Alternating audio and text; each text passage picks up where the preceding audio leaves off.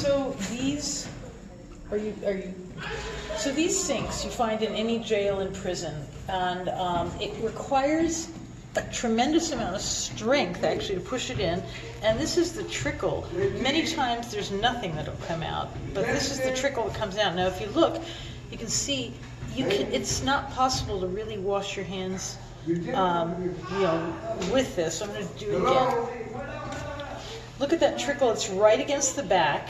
It needs to be coming here over the bowl. This is a hygienic nightmare because it's all but impossible to wash your hands without rubbing your hands against the back. And here we are now in the middle of this crisis, which is worldwide, with this novel coronavirus, and people are busy trying to figure it out, all the aspects of it. But one thing remains true, as it does with any kind of epidemic. In this case, we're calling this a pandemic, and that is that people need to be able to wash their hands well and often. And the most effective washing is with soap. Now, look up here. We've got no soap. I don't know how frequently over decades I've seen soap, very infrequently. And this is just impossible. This kind of sink needs to be gone. For anybody with a disability or anybody with, say, arthritis, even if we're not talking about hygiene issues, there's nothing coming here, it's only cold water. And of course the CDC recommends warm water and soap, regular soap. Antibacterial soap is not going to be any better, and it has many disadvantages of actually contributing to antibiotic resistance. But just soap, warm water, and the ability to rinse one's hands completely, and then the ability to dry them not on one's clothes. So here in this bathroom we do have this, which is sometimes working, very often is not. So it's working, but very often over the years and decades it has not been working.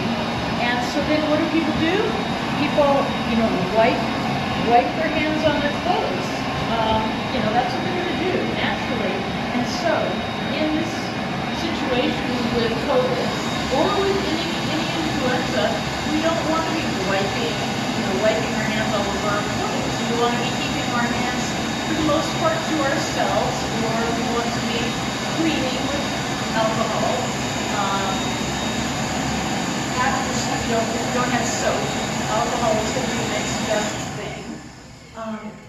This is just impossible. This is a breeding ground for some of the most vulnerable people, the poorest of the poor in Berkeley, and also in jails and prisons. This kind of sink needs to be gone. I think it is, I believe that it's all related to the idea of, we don't want people washing their hair or their undergarments or whatever. Stop it. Just stop it. There should be 2 sinks here. They should be easily accessible for somebody in a wheelchair. Come on. It doesn't take a rocket scientist to see, let's see, this is too high, and then they're going to have to be putting their bodies over an often very contaminated surface. And then, if they don't have full muscle control or full control of, tendons, ligaments, they're quite likely not going to be able to even turn on the water. Come on, we need a faucet, we need a sink that's here, that's lower down, that has either a sensor, like you'll find in any of our museums and cultural centers, or, barring that, something that we can push up at the back of the hand, push over, push back down. Easy to get at any hardware store and easy to install. It would be a one-day job to redo this. Even if there's going to be electrical work, it can be done in one day. We've got electricity right up here. It can be wired in, right, and wired down if it's going to be sensors.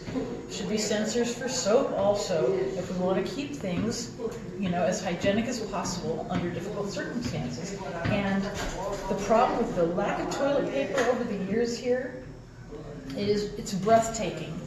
To think people have needs.